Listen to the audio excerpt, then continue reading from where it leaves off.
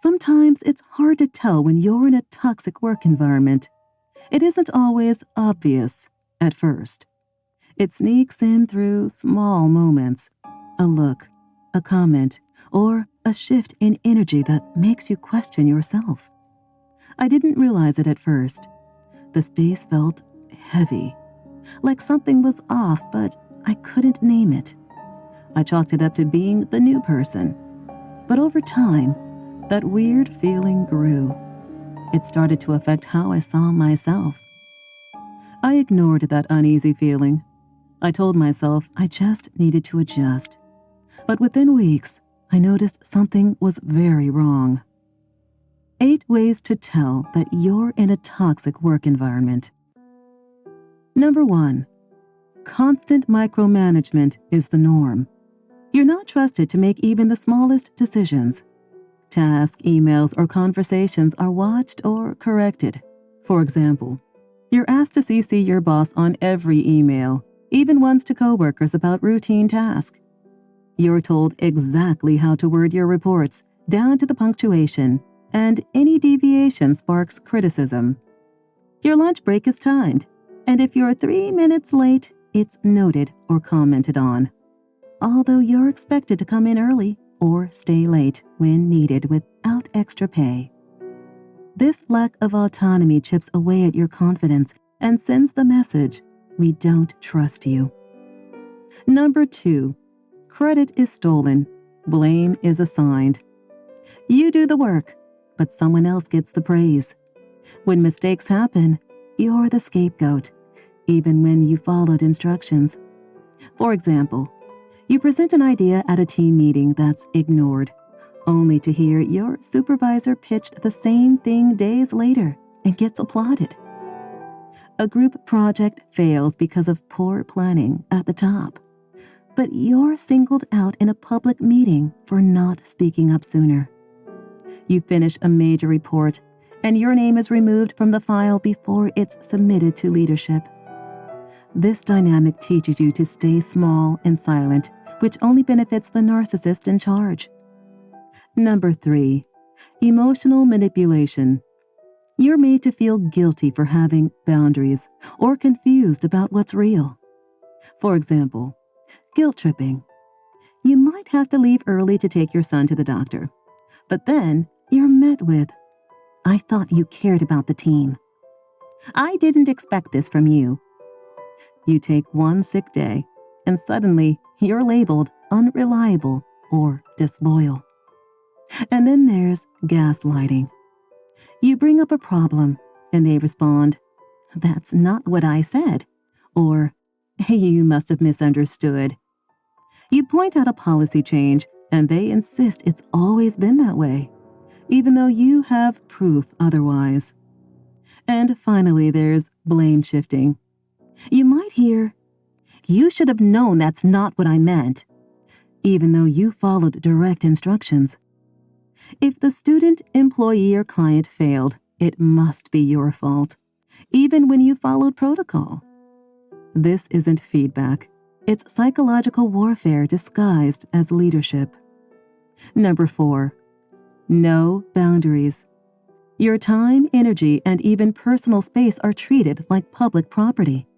For example, you're expected to answer emails and text on weekends and evenings, and if you don't, you're viewed as uncommitted. Your lunch break is regularly interrupted with urgent tasks that could have waited. You're added to new responsibilities without consent, and if you dissent, well, it makes you look like the troublemaker. In toxic environments, going above and beyond becomes the baseline, not the exception. Number 5. Unclear or shifting expectations. You're constantly expected to adjust to new roles, rules, or procedures with little to no training or explanation. For example, you're hired for one job, but suddenly doing 2 or 3 or 5 with no additional pay or title change. You complete tasks according to last week's expectations, only to be told the rules have changed, and it's now a problem. You ask for clarification and are met with, Just figure it out. We hired you for a reason. This chaos keeps you off balance and easier to control. Number 6. Recognition is rare. Criticism is constant. You give your all, but praise is scarce. And even minor mistakes are met with exaggerated criticism. For example, you stay late to finish a report ahead of the deadline. No acknowledgement. But you miss one formatting detail, and it becomes a team-wide email. You help other colleagues meet their deadlines, but when you ask for support, you're told to manage your time better.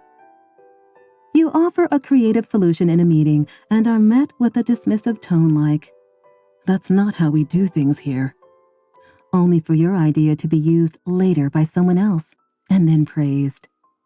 In these environments, positive reinforcement is a currency rarely spent because control is easier when people are insecure. Number 7. A fear-based culture. Silence is mistaken for harmony. People don't speak up, not because everything's fine, but because they're afraid of what happens if they do. For example, staff meetings are quiet. People agree quickly, nodding even when they clearly disagree, because dissent is punished. Someone gives honest feedback one time and you never see them again. They either quit, got written up, or were mysteriously let go.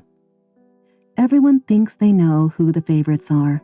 So much energy is spent on who they might be able to trust and who they need to be making an about face when they see them coming down the hall. Fear replaces trust, and silence becomes a survival tactic. And finally, number 8. A high turnover or burnout rate. The door is continuously revolving. People leave often and fast, or stay just to collect a paycheck while emotionally checked out. For example, you've only been there 6 months and have already seen 3 people leave your department. Your coworkers look exhausted, emotionally drained, or disengaged, but no one says anything out loud. You meet someone at a networking event, mention where you work, and they sigh and say, "Oh, yeah, I heard about that place." When good people leave fast or shut down emotionally, that's not a coincidence. It's a signal.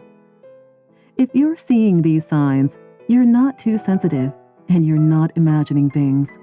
Toxic workplaces distort your sense of normal. But once you recognize the patterns, you can begin to take your power back. If you can relate, like and subscribe, and tell us your story in the comments. Until next time.